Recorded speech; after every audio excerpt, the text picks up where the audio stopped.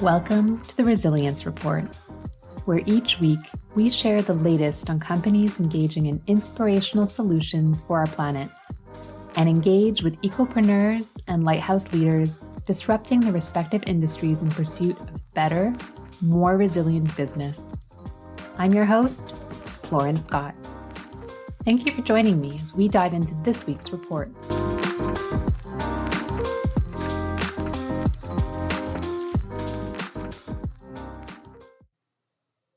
Our next episode covers a topic that is so deeply important for businesses and leaders actively pursuing a better future. As someone who's volunteered on the conservation side and worked on the development side through my time in renewables and green buildings, I've seen this topic play the deciding role.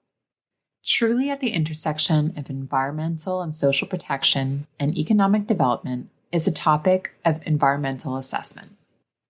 Our next guest is an expert in the field and shares incredible insights into her work on this episode of the Resilience Report.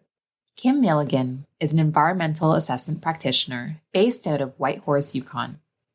She has worked on projects in various industries and jurisdictions across the country as a consultant and in her current role with the Yukon Government. Her work over the past few years has largely been focused on major projects undergoing environmental assessments in the Yukon and trying to find ways to balance the interests of Yukon First Nations, industry, regulators, and others.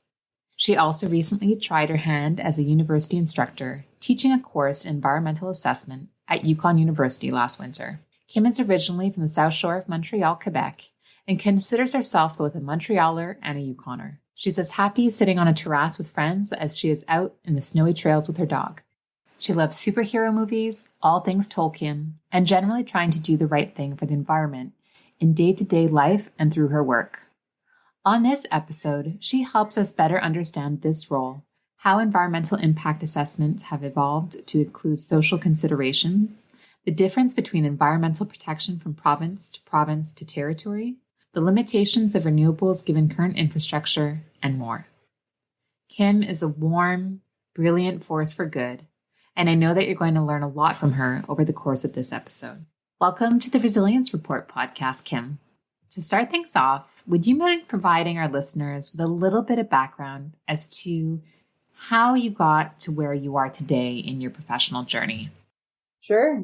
So my name is Kim Milligan. I am an environmental assessment practitioner. I have been for about 10 years. I am from Montreal originally, which is St. Lambert. My name is Lauren. I left Montreal in 2013, moved to Vancouver, that's where I really started my career, got my first job there. Stayed and worked there until 2019. And then my partner and I made the move up to the Yukon in 2019, I think, which is where we both still live today. And I've been working in environmental assessment ever since. So going back a bit, so I did my bachelor's at McGill and then went to Concordia for my master's, did my bachelor's in geography and international development studies, and then found a master's program in environmental assessment at Concordia. So went back to school and did that. Shortly after my master's, I got my first job. This was my first real job in Vancouver, working for a wind energy consulting company on their permitting team. So doing environmental assessment pretty much exclusively for wind projects. Stayed there for a few years, then moved to a different consulting company where I still got to focus a lot on wind projects, but also lots of infrastructure type projects, so highways, bridges, port projects, big thing in Vancouver. Stayed there. Even after moving up to the Yukon, I stayed on with that company for a couple of years and then moved over to Yukon Government about 2 years ago with their major project unit. So still working in environmental assessment, but the type of project has shifted a little bit. Mining work now, it's hard to get away from mining when you work in the Yukon. And then I've got a lot of hydro projects that I'm working on too. It's really interesting. And I think probably a lot of people will be familiar with the term of environmental assessments. But for those who aren't, would you mind just running through the basics as to what that implies? I think what it really boils down to on a really just sort of practical level is this look before you leap idea. So before you go ahead with the project, and that's a pretty key piece, is that like the time in project development that it occurs is really before your project goes ahead, like any kind of groundbreaking activities at all. You do your assessment beforehand. Funny, I was thinking about this because it's like a years long process off. But I think the key components that's really identifying the environmental effects of your project, again, before you proceed, coming up with measures to avoid or mitigate or reclaim or offset, but measures to address those environmental effects to the best that you can, and then making a decision on whether or not that's acceptable and whether or not the project should proceed.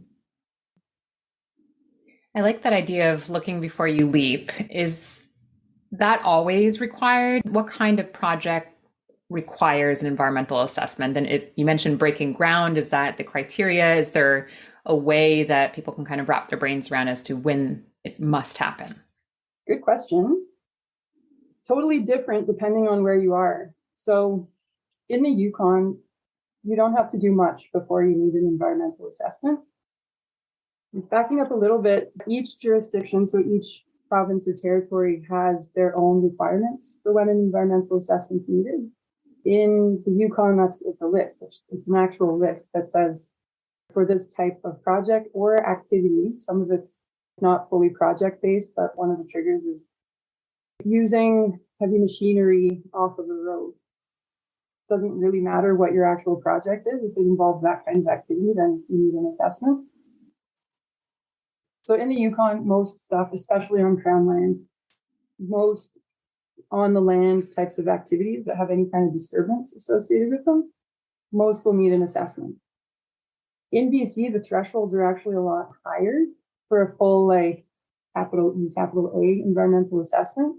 They have different processes for smaller projects, but the full shebang environmental assessment is really only required for sort of larger projects. Like for wind, for example, it's a 50 megawatt project in BC, which is a pretty decent sized project. You were mentioning the timing. It sounds like environmental assessments can take a while. They can take, you're mentioning around a year, and it happens before you breaking ground. Does it only happen before a project starts and it's one and done, or are there checkpoints throughout the project to make sure that there's no greater impact than what was originally predicted? What does that look like? Yeah, you'll only assess a project once. So unless it changes, unless you have some other new change that needs it to go back for assessment. But assuming you're going ahead with the same project that you've proposed, it only goes through that full assessment process of predicting effects, developing mitigation, making a decision on whether or not it should proceed. It'll only do that once, but then kind of baked into the tail end of EA, or sort of its own separate environmental management practice, I guess, is this idea of the implementation of the requirements or recommendations that came out of this assessment process. So you have to start doing the doing. There's compliance monitoring involved in that. So you start implementing all of the requirements that came out of the process, and there's still the compliance presence there. So in BC, the Environmental Assessment Office actually has a compliance and enforcement arm. So they'll stay on to make sure that all the things that became part of your permit are actually happening. In the Yukon, it's kind of similar. It's not actually Yukon Government that does EAs in the first place. It's an independent board. And then the compliance piece will shift over to Yukon. You're constantly monitoring and adapting. So the EA process being very predictive by its nature, there's processes in place afterwards to make sure that those predictions are actually right, that the mitigation you propose is actually working, and to adapt and come up with new ways if you need to as you go. So yeah, long story short, yes, EA project will only get assessed once, but then there's lots of other management pieces in place as the project goes on. Very interesting. I'm convinced that your job is so critical in moving the economy, but also the environment forward. You're often kind of that final frontier and crossroads between environmental protection, but then also growth of communities. And you play a really critical role in stakeholder engagement and those who are being impacted by whatever project is in question. So I'm very curious to know what has been your experience in terms of that stakeholder engagement, and maybe that's evolved depending on where you are, but I'm very curious to know more about that. That is a super interesting, always challenging, but good in a good way challenging. Where you're being challenged and you have to think about it kind of way. That's a super key part of the job, but also key to EA, like key to EA being done well and not just being sort of a rubber stamping or kind of steamrolling exercises. Like really understanding what's important to people. Like I mentioned before, the ultimate outcome of the EA process is you decide whether or not the impacts are acceptable. I think a key question is like, okay, well, acceptable to who? Because not everybody will have that same level of acceptability. Mm-hmm. So really sitting down with people, understanding what's important to them and the details of it. Why is it important? Where is it important on the land? How is it important? Really can help sort of develop ways to mitigate the effects. And it's been really interesting. I think everybody will initially, most of the time anyway, everyone will initially come into the room a little bit positional. They know exactly what they want to get out of the meeting. They think they know what the solutions are. And it's super interesting to sort of get in a room with everyone. And a lot of times, more often than not, I'd say people have the same end goal. And it's just sort of understanding how you can all get on the same page and what those commonalities are and what the differences are and how you can address those. So I'd say generally it's a way more collaborative process than I think a lot of people might think. It depends on the project, depends a lot on the project proponent, like whoever the developer is. Depends on who you're engaging with. It depends on a lot of pieces, but most of the time it can be pretty collaborative and constructive. I have a question that popped up actually while you were speaking. You currently work with Yukon Government. Is the environmental assessment always done by the government? Can it also be done, for example, by the developer or a citizens group? I'm curious as to whether that can come from multiple places.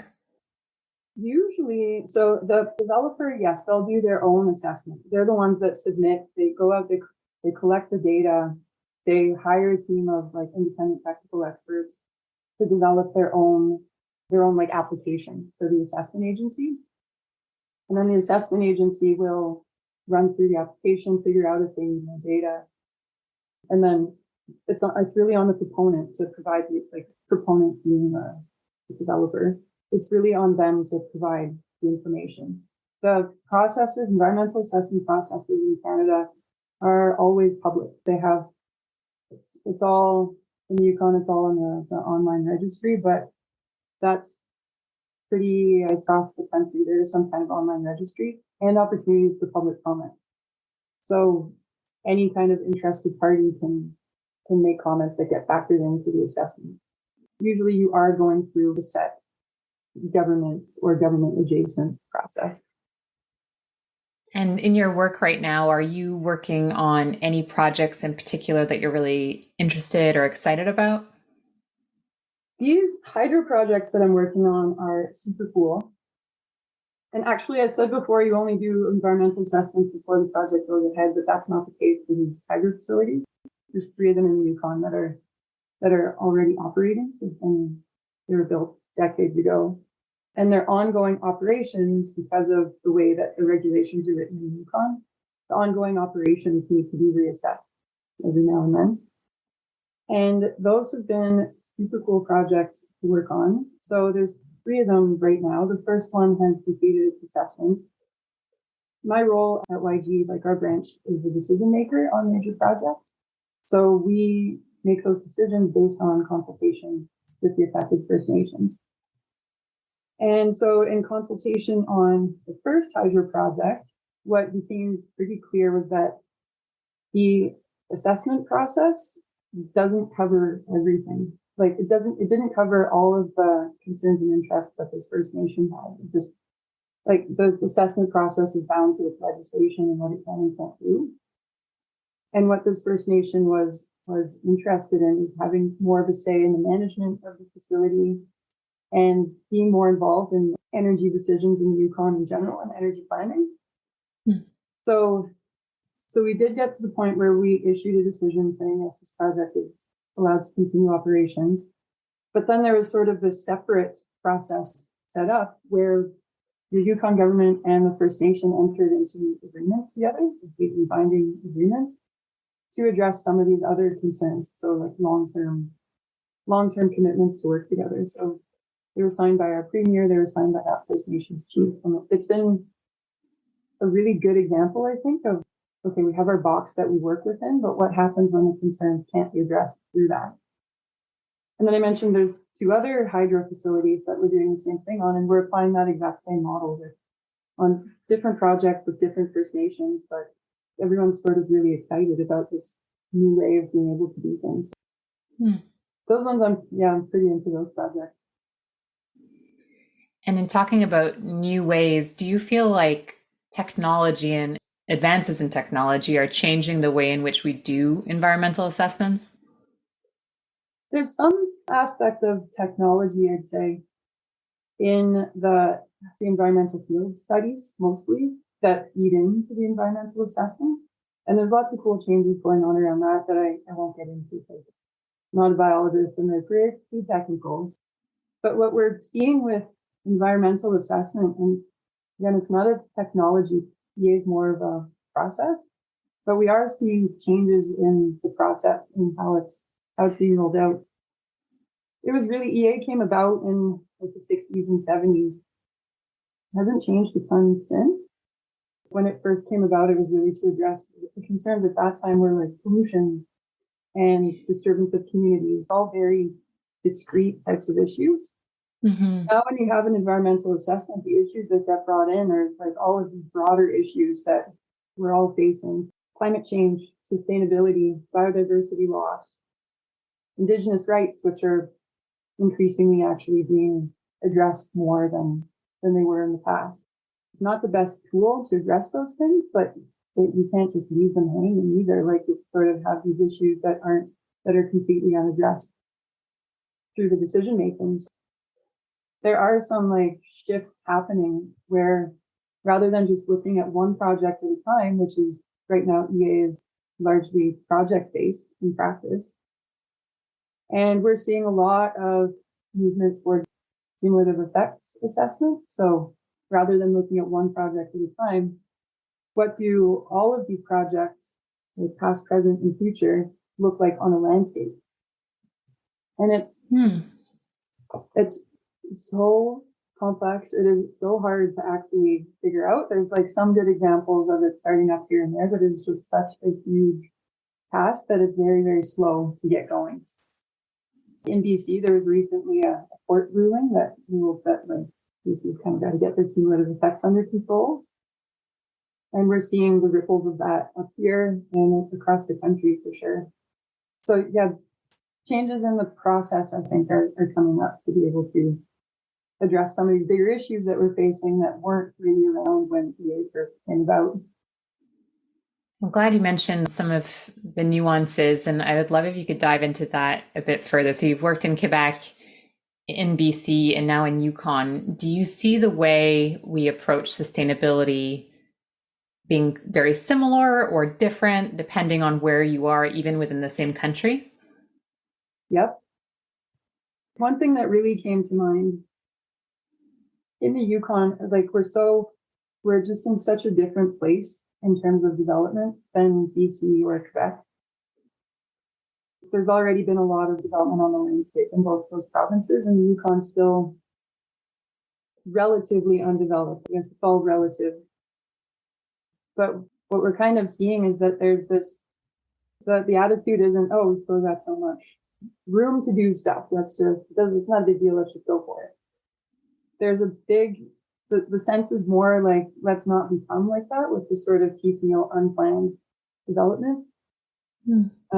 Let's try to plan for it. Let's be more intentional about the development that goes on.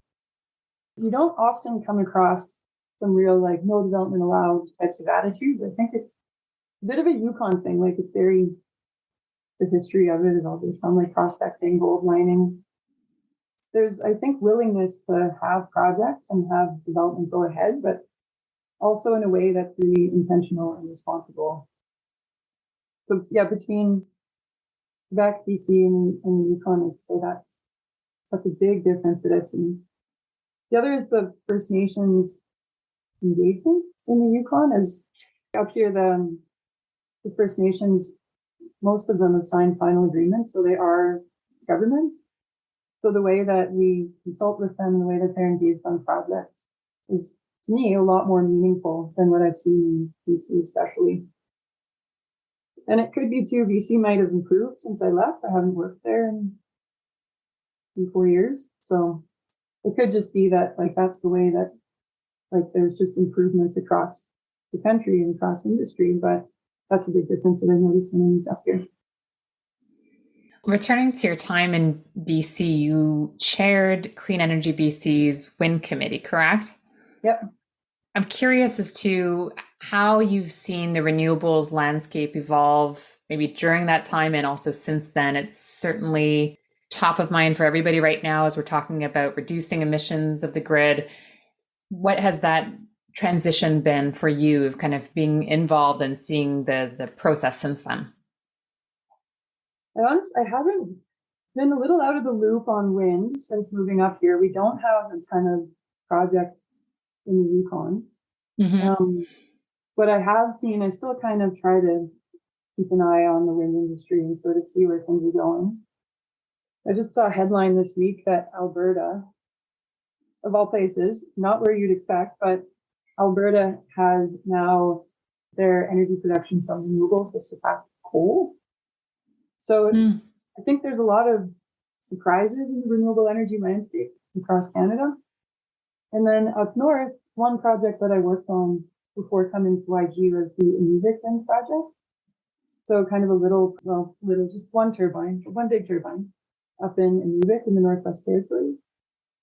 Pretty groundbreaking, I'd say, because it's not across northern communities in Canada. It's not really something that there are a lot of examples of. There are a lot of off-grid communities in the Yukon, so powered by diesel generation. So lots of opportunities to get off of diesel and build renewable energy projects with the community in a way that benefits them, it's not just the environmental benefits, but all the benefits that come with having part ownership of the project or full ownership. So, and I've sort of seen that in other parts of the country a little bit. I worked on a project in Alberta that was focused on getting diesel community off of diesel, but it's not something that I've seen a ton of up here yet. So I think that's a pretty big opportunity there. Yukon also struggles with winter power. Very cold up here and everything freezing and needing to heat homes. In the wintertime, a lot of our power just comes from diesel. Even in Whitehorse, the main power generator, Yukon Energy Corporation, they're the ones that own the hydro facilities. There's a lot of solar, like small scale solar going on too.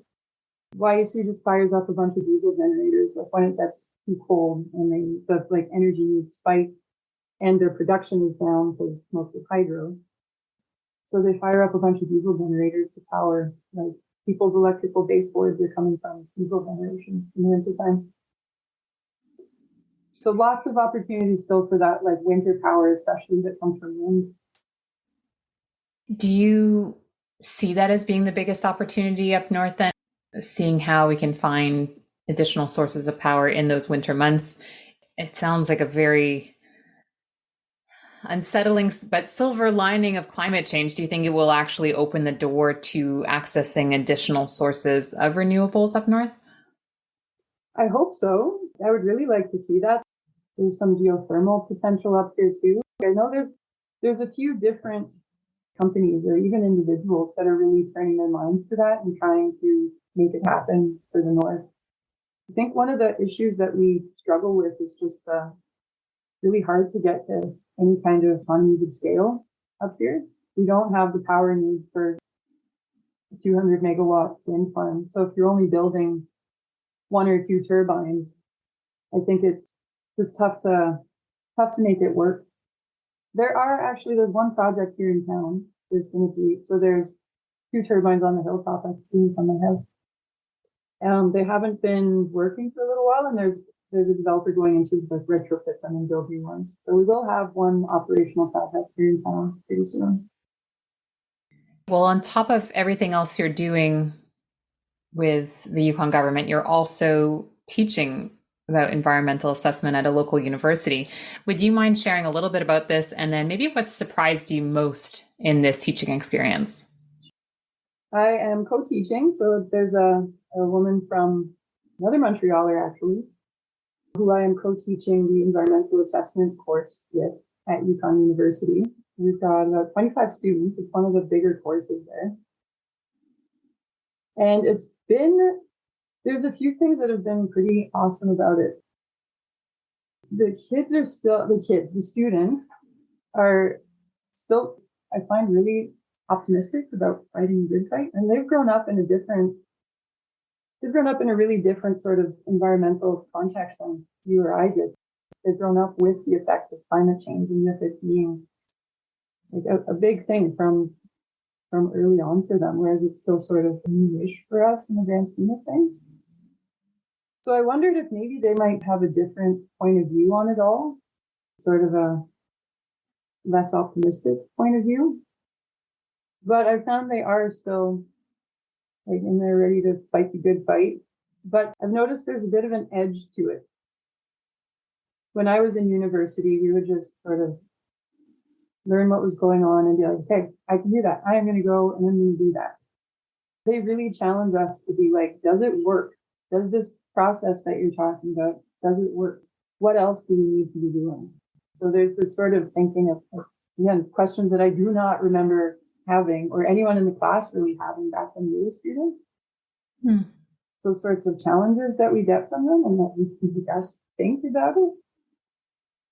I've been pretty surprised by that optimism with a little bit of an edge to it.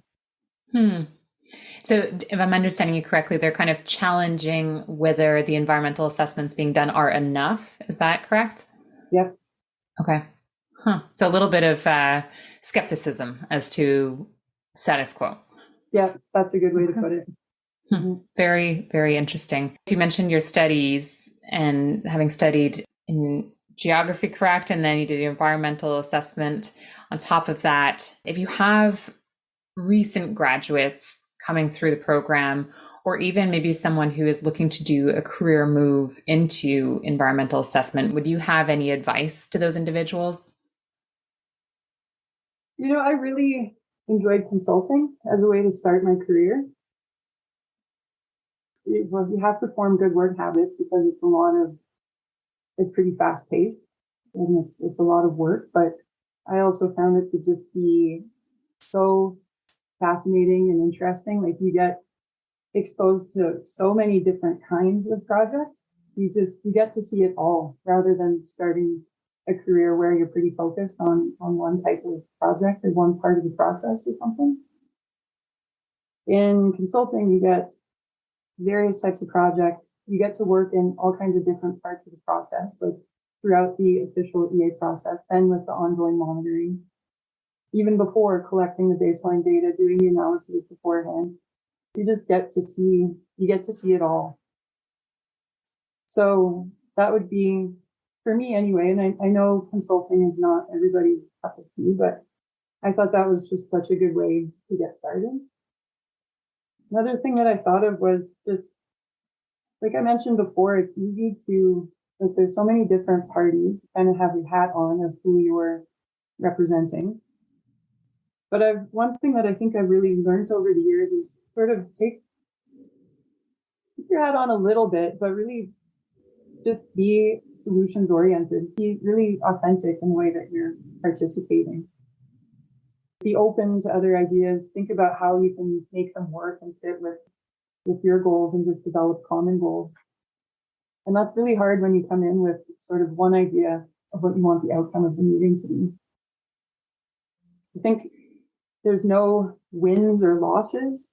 It's just trying to get to a better project or trying to get to a good outcome for as many people as possible. So just try to participate in that way without getting elbows up or being too rigid.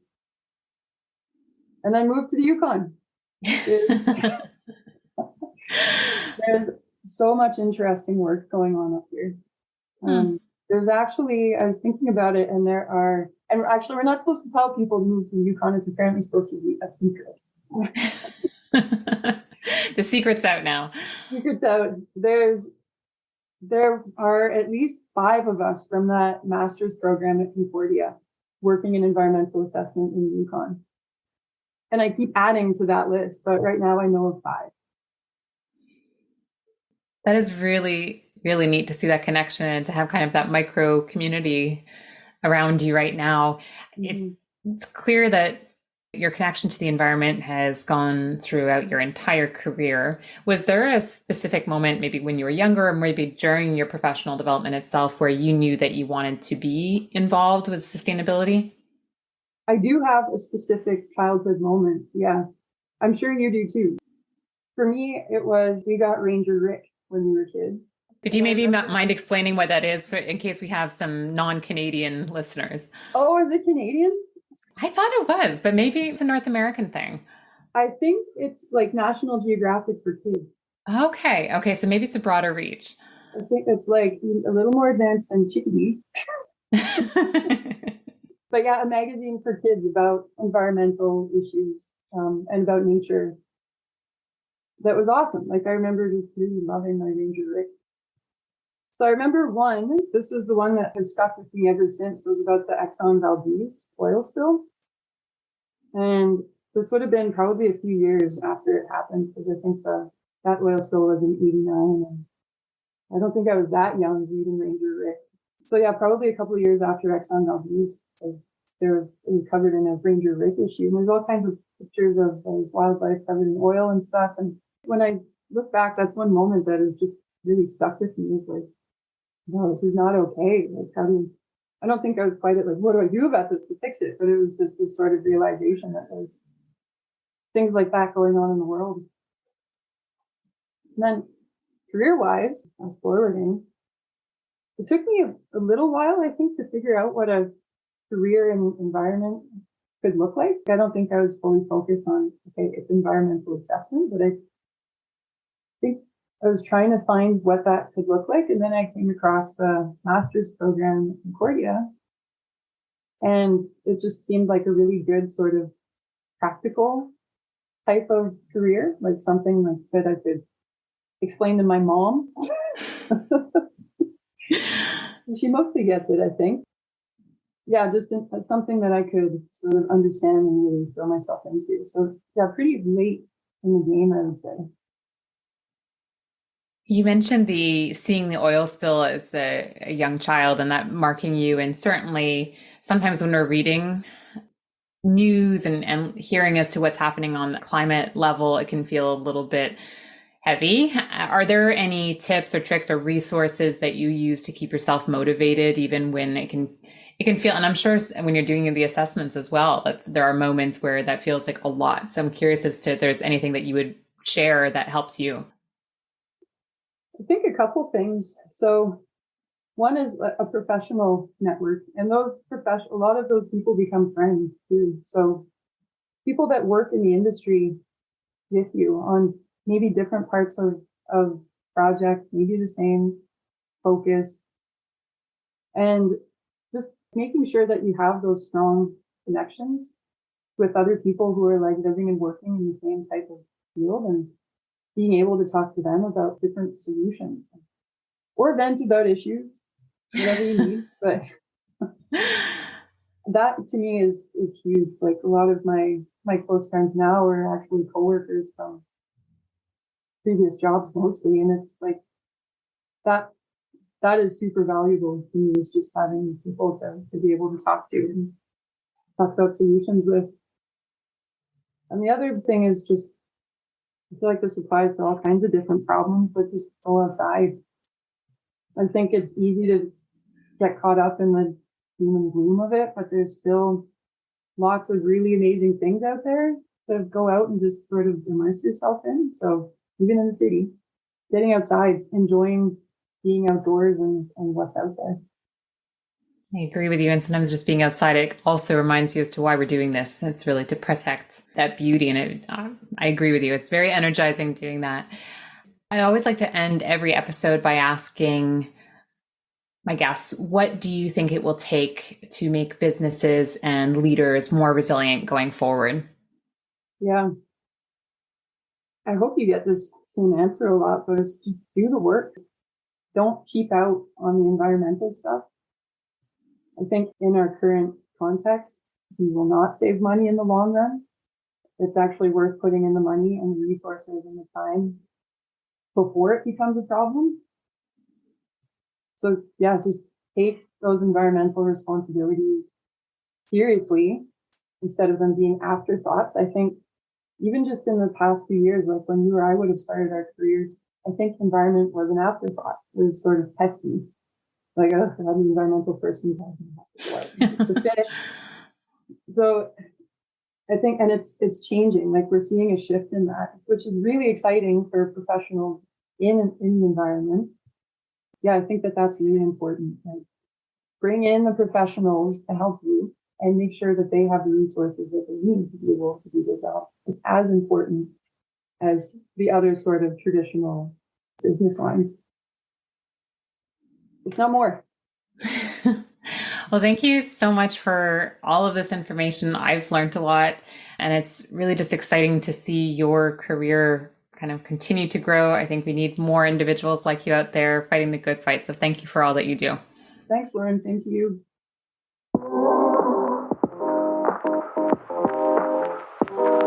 I hope that you've enjoyed this week's edition of the Resilience Report. If you would like to hear and see more, be sure to check out @The Resilience Report on YouTube, Instagram, and LinkedIn. Until we connect again, remember, even on the darkest of days, we all have the opportunity to be a lighthouse for others as we collectively pursue better, more resilient business.